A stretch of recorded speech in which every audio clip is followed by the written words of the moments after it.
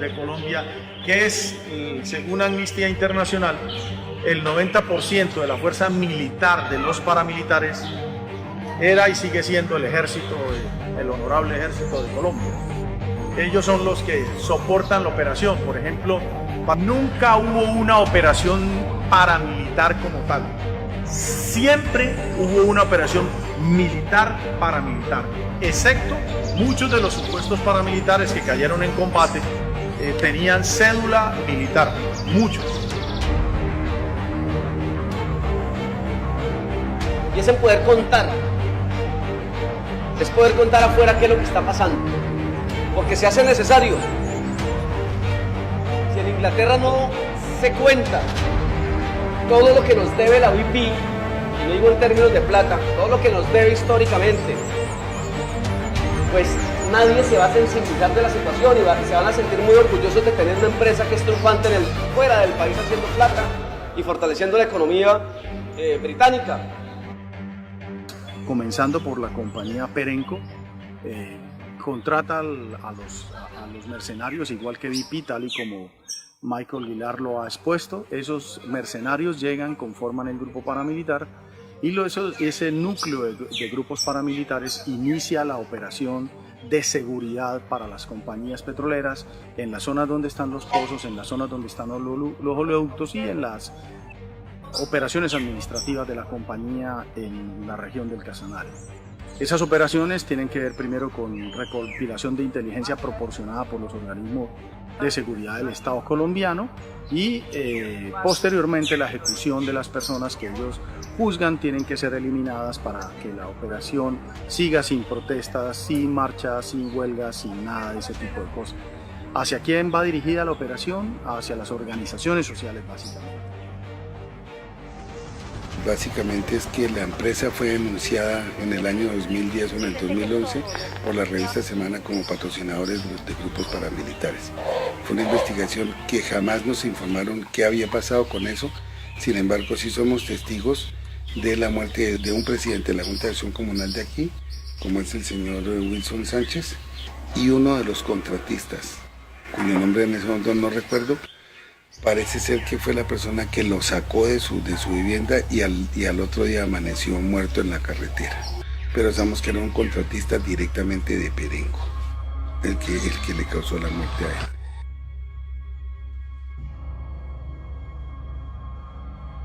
Como es el tema también de asesinatos selectivos, falsos positivos, desaparición forzada, tortura, señalamientos por parte de la fuerza pública, persecución, detenciones. Muchas personas fueron detenidas por el solo hecho de oponerse a los proyectos de la industria petrolera. Bueno, a la empresa se ha logrado documentar, y esto desde hace unas 2 décadas, cómo generaba pagos al ejército, cómo contrataba con empresas de seguridad como la Defense System, una empresa de mercenarios ingleses y israelíes y de otras partes del mundo, y cómo estas estrategias de seguridad, tanto con el Ejército Nacional como con estas empresas de seguridad privada, pues terminaron involucradas, ¿cierto?, en asesinatos como el de Carlos Arrigui, como el de otros dirigentes del Morro, del corregimiento del Morro aquí en Casanare. Entonces haya habido una posibilidad de encontrar esos pagos, esos recibos en los cuales la empresa le pagaba a estos personajes del ejército y a estas empresas privadas dineros que terminaron luego siendo usados para amedrentar, perseguir y en muchos casos el asesinato de dirigentes sociales, ¿no? Los paramilitares autodefensas campesinas del Casanare al mando de Martín Llanos ingresan al municipio de Receptor y desaparecen a mi familia, 7 familiares. Junto a ellos hay un total de 33 campesinos desaparecidos, incluyendo el médico que estaba en esa época, junto con el conductor de la ambulancia. Las desapariciones surgieron a manos de los grupos paramilitares. El 10 de mayo del 2005, mi hermano fue asesinado vía El Morro, sitio del Mosquito. Ahí lo estaban esperando, donde fue acribillado por muchos pistoleros que le dispararon sin lástima. donde él quedó en su moto como con ganas de salir a correr, pero fue imposible, le truncaron su vida. La década de los 90, principios del 2000, Michael Gillard y otros personajes en Inglaterra lograron hacerse, digamos, a buena parte de estos contratos. Las investigaciones que adelantó la Fiscalía, por ejemplo en el caso de la muerte de Carlos Arrigui, le permitió encontrar dentro de la Brigada 16 recibos de pago de bonificaciones a oficiales del ejército que estuvieron involucrados en casos de violaciones a los derechos humanos de dirigentes sociales. Entonces, allí se puede establecer una relación.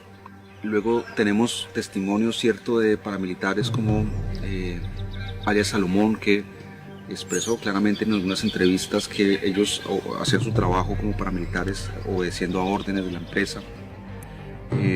Y entonces hay un conjunto como de evidencias que van mostrando que la BP estuvo involucrada en esos procesos.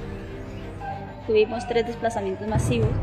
En el 2003 nos desaparecieron un gran número de personas ahí del municipio, entre ellos mi esposo, que está desaparecido y hasta el momento no hemos tenido noticia de él. Fui amenazado, tuve directamente un atentado en el cual me dieron 5 disparos en mi casa de habitación. Ya fue directamente que trataron de agredirme. Afortunadamente pues salí de eso, pero queda uno con muchas dudas porque los señores se identificaron como el Gaula.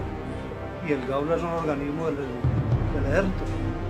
He desempeñado cargo en la Junta de Acción Comunal como fiscal, presidente de la Junta, y me he desempeñado en diferentes acciones buscando siempre el beneficio de la comunidad. El asesinato de nuestro hermano Osvaldo. En el sector del corregimiento del Morro, el centro poblado, pues se estableció una base militar para cuidar esas instalaciones. Osvaldo es asesinado, esa base militar y la Brigada 16 tenía 2 hijos. En su momento de su muerte, uno de ellos de 7 años que presenció el homicidio, delante de él le dispararon. Era una persona muy entregada a sus comunidades, fue presidente de Junta de Acción Comunal, donde se desarrollaron los proyectos de la industria petrolera. De 100 casos que tenemos, a manera de ejemplo, hay 90 que aún están en la impunidad.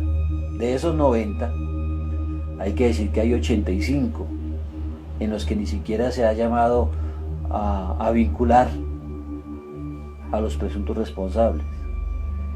Quiere ello decir que el grado de ineficiencia de la justicia en Colombia es alarmante. Buena parte de lo que le sucedió a Casanare en estas 2 décadas de los 90 y el 2000 puede entenderse como el producto, digamos, del desarrollo de esta operación de la BP en la región y el desarrollo de una estrategia, digamos, de guerra sucia muy importante. En el caso de Antioquia, las afectaciones ambientales y las violaciones a derechos humanos terminaron en un proceso que fue llevado a los estrados judiciales y que demostró claramente que la BP era culpable. Ese proceso finalmente en Inglaterra fue llevado por una firma de abogados ingleses y la BP no tuvo otro remedio que conciliar con ellos y llegar a un acuerdo para pagarles e indemnizarles por esos daños que se habían producido. ¿Y qué cultivaban? En este se cultivaba el plátano, la yuca, frijol. Vea que mi papá, él nos crió, o sea, él para llevar el sustento del mercado a la casa, él sembraba bastante frijol. Lo que era frijol guandús, permanente, que llamaba él, un frijol blanco que lamentablemente ya se ha ido acabando esta semilla. O café, o sea, café también, ellos llevaban el café y con eso llevaban el sustento para crearnos nosotros. A la asociación, la ANU, tuvo persecución por parte de las compañías y no sabemos qué más entidades tuvieron parte en eso de persecución. Entonces, al formar la asociación de Altainson, pues también ya dijeron que también, como era formada por la ANU, entonces que eso Altainson era lo mismo, un tropiezo para ellos. Entonces se nombraron unos líderes y ya empezaron la muerte de algunos líderes, la persecución y muerte de líderes. Pues a ese creían que por lo que reclamaban el derecho de las comunidades, que fuera un mejoramiento para el Morro y sus veredas. Entonces, de acuerdo a eso, tenían la persecución y de un rato a otro los desaparecían o los mataban. Y se quedaba así, no se sabía de qué parte era. No, la asociación Agdainson ya, debido a la persecución, pues se desapareció. Bueno, se retiraron los que no murieron, se retiraron, se integró toda esa asociación. Los invito, pero no nos acompañan. Hay unos poquitos que nos han acompañado, pero entonces como ha habido un decir de que como nosotros hemos sido parte de Agdainson, de la NU, así entonces, y hablamos de partes organizativas sociales, entonces ellos dicen que eso ya es parte de su versión y de acuerdo a eso, entonces, pues como que la gente le tiene miedo a eso. Bueno, para finales de la década de los 90 e inicios de los años 2000, prácticamente se había desarticulado el movimiento social en Casanare, había sido desplazado buena parte de su liderazgo y una de las maneras que se planteó como estrategia en su momento fue que se iniciara una investigación muy a fondo sobre los impactos que había tenido la entrada de la industria petrolera al Casanare y una de esas maneras que se ingenió el COSPAC mismo y la gente que había sido de la NUG en su momento, a mirar las maneras en que se podía reconstruir el tejido social y organización en la región. Sobre la violencia aquí en Casanare, desafortunadamente iniciaron en los años 90, en la llegada de las empresas petroleras, donde las compañías trajeron cantidades de batallones para el cuidado de los pozos, y desafortunadamente lo único que han hecho es matar a nuestros seres queridos y pasarlos como víctimas en falsos positivos. La mayoría de desapariciones de aquí a Agua Azul Casanare han ocurrido todo gracias a las empresas petroleras, porque desafortunadamente tanto paramilitares como ejército, todas las matanzas y las masacres que hubieron son de los grupos que estuvieron al cuidado de estas empresas, la seguridad de ellos. A partir de 1990 el movimiento campesino venía luchando por la tierra.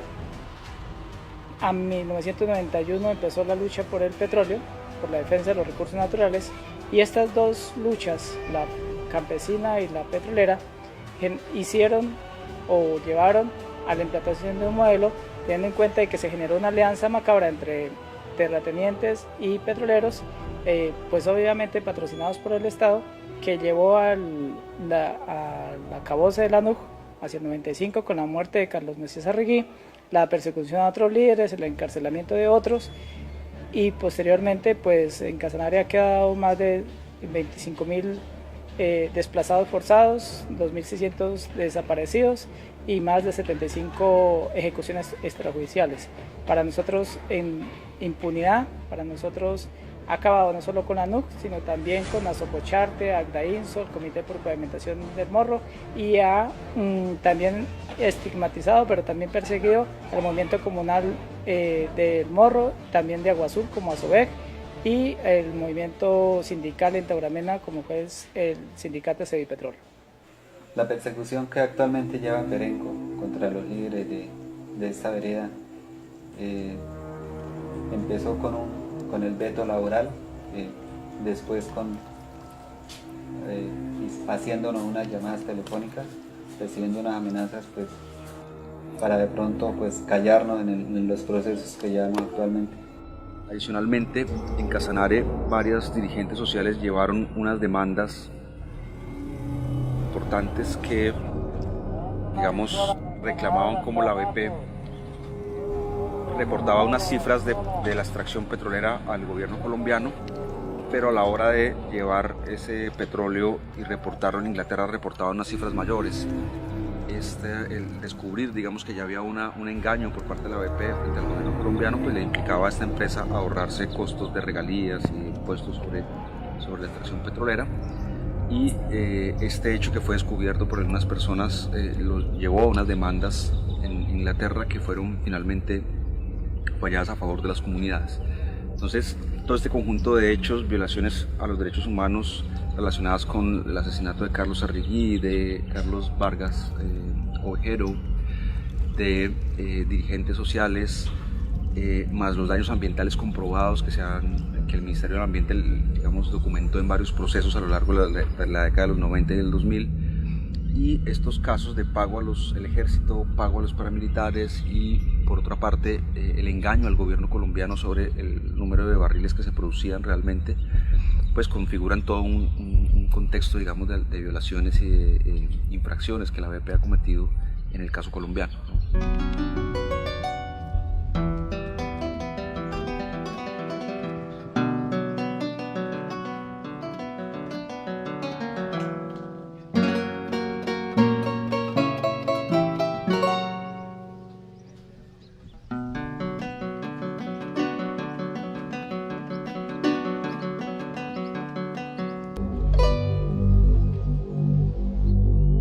Daniel era el presidente de la vereda Los Chochos, hacía parte del comité cívico del Meta, era juez de paz. Daniel trabajaba con unas ONGs, con Corpaz, y Daniel era un incansable luchador por los derechos humanos, por los derechos ambientales. Él siempre lo caracterizó de que él siempre quería, ojalá que en el mundo existiera siempre la verdad, la justicia. Esto lo llevó quizás a ocasionarle la muerte. Y a luchar por una comunidad, y lo callan a uno, lo matan. Entonces, de aquí a mañana, si alguno de nosotros o alguno de ustedes, de los que queden vivos, va a denunciar de una vez, también lo matan, yo pediría que haya justicia. Y él sabía hablar y las comunidades confiaban en él, ¿sí?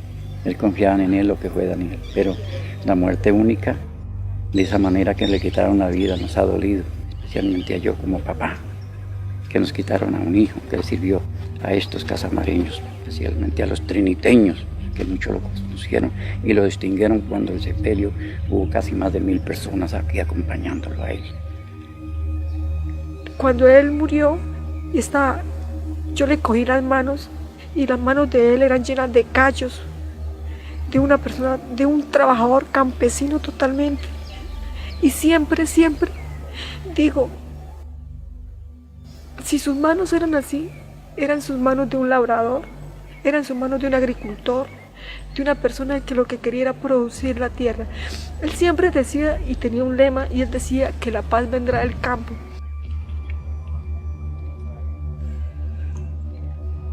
¿Usted qué hacía con su papá cuando él lo llevaba a las reuniones? ¿Usted qué aprendió con él? Bueno, con mi papá ya aprendí bastantes cosas, porque ya que él siempre me llevaba a grandes eventos que él realizaba o a veces que lo invitaban. Con mi papá aprendí el significado de la vida. Uno viene a este mundo a ayudar a las demás personas. Uno no debe ser egoísta con los demás que quieren vivir. Por eso siempre debe ayudar a las demás personas, tratar de servir en lo que más pueda. Los batallones están ubicados en Tauramena, el grupo número 44, Ramón Onato Pérez.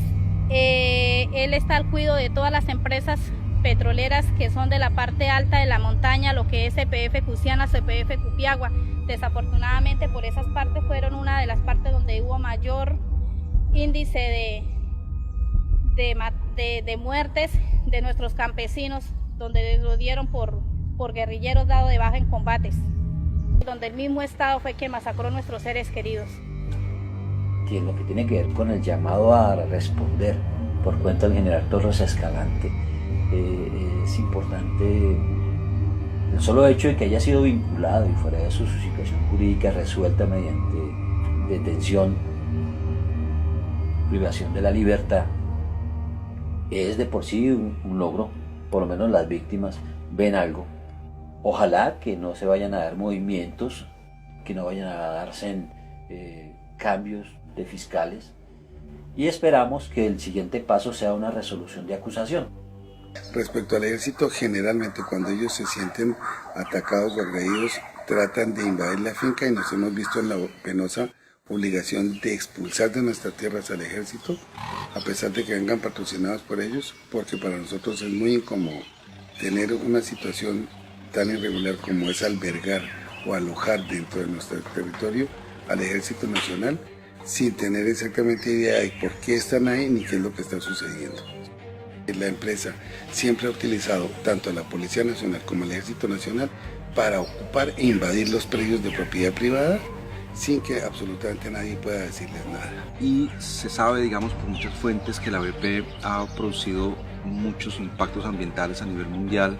Solamente en Estados Unidos, en la década de los 90 y en el 2000, produjo más de 3.000 violaciones ambientales que han sido documentadas por los organismos de control ambiental en Estados Unidos.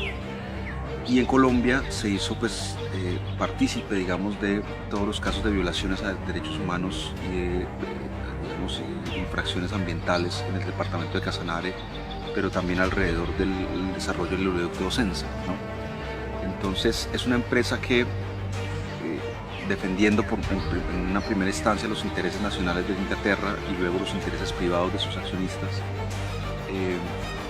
ha desarrollado todo un modo de extraer el petróleo que se acompaña siempre del despojo, de la violencia y de procesos, digamos, de violaciones a los derechos humanos en buena parte de los países donde ha participado. Hay que recordar el derrame que produjo allí en el Golfo de México hace unos años. Hay que recordar los cientos de infracciones que ha cometido en el caso colombiano en materia ambiental, y hay que recordar su vínculo con el desarrollo de empresas de seguridad y con su participación con el ejército colombiano, la Brigada 16 específicamente, en casos de violaciones a los derechos humanos en Casanare, ¿no? Entonces ha sido una empresa que ha establecido un modelo, digamos, de vulneración de los derechos humanos en pro, pues, de una acumulación de este recurso petrolero y en pro de una rentabilidad creciente, digamos, de sus negocios a lo largo del mundo, ¿no?